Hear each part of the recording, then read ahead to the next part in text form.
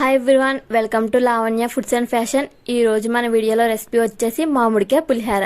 మామిడికాయలతో different pickles, juices అయితే చేస్తారు కదా, అలాగే మామిడికాయ పులిహార చేస్తే ఇంకా బాగుంటుంది.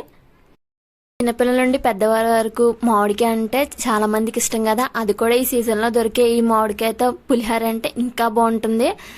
లేట్ చేయకుండా వీడియో చూసేద్దాం. ముందుగా ఒక మామిడికాయ తీసుకొని వీడియోలో చూపిస్తున్న విధంగా దాని పీల్ అనేది సెపరేట్ చేసుకోవాలి. ఇలా అనే పీల్ తీసిన తర్వాత ముక్కలుగా కట్ చేసుకొని వీడియోలో చూపిస్తున్న విధంగా సన్నగా తురుముకోవాలి.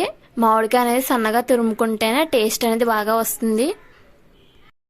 అండ్ ఇలా తరిగి పెట్టుకున్న మామిడికాయ తురుముని ఒక ప్లేట్లో తీసుకొని కొంచెం కొత్తిమీర, 4 కట్ చేసి పెట్టుకున్న ఎండుమిరపకాయలు, 3 కట్ చేసి పెట్టుకున్న పచ్చిమిర్చి తీసుకోవాలి.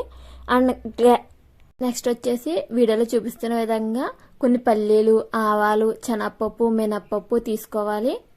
ఈ టేస్ట్కి తగినట్టు కొంచెం ఎక్కువ కావాలంటే పల్లీలు, శనగపప్పు, మినప్పప్పు ఎక్కువ వేసుకోవచ్చు, లేదంటే తగ్గించుకోవచ్చు. అండ్ స్టవ్ వెలిగించి కడాయి పెట్టుకొని అందులో 3 టేబుల్ స్పూన్ ఆయిల్ అనేది వేసుకోవాలి. ఆయిల్ అనేది వేడెక్కిన తర్వాత మనం ఏదైతే సామాన్లు చెప్పామో ఆ పోపు సామాన్లన్నీ వేసుకొని కొంచెం కలర్ అనేది చేంజ్ అయ్యే వరకు కలుపుతూ వేయించుకోవాలి.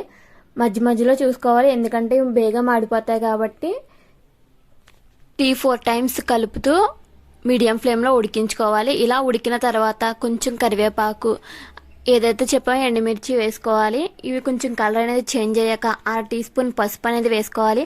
పసుపు అనేది కలర్ కోసం వేస్తాం కాబట్టి చూసుకొని వేసుకోవాలి. అండ్ తర్వాత మనం సన్నగా తరిగి పెట్టుకున్న ఏదైతే మామిడి తురుము ఉంటుందో అది వేసుకోవాలి. ఇలా వేసుకున్న తర్వాత ఇది కొంచెం పచ్చివాసన పోయే వరకు వీడియోలో చూపిస్తున్న విధంగా కలుపుకుంటూ పచ్చివాసన పోయే వరకు కుక్ చేసుకోవాలి. ఇలా కొంచెం కలర్ అనేది చేంజ్ అయిన తర్వాత రుచికి సరిపడినంత సాల్ట్ అనేది యాడ్ చేసుకోవాలి.